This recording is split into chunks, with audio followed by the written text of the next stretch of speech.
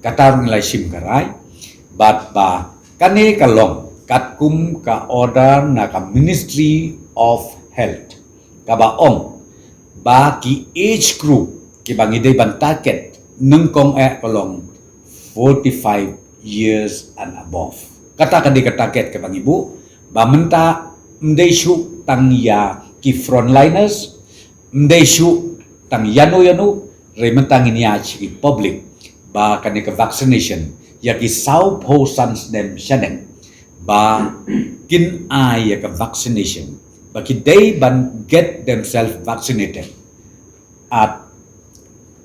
any cost. But yakane ka vaccination ka injection ka bangingin ay ka government of India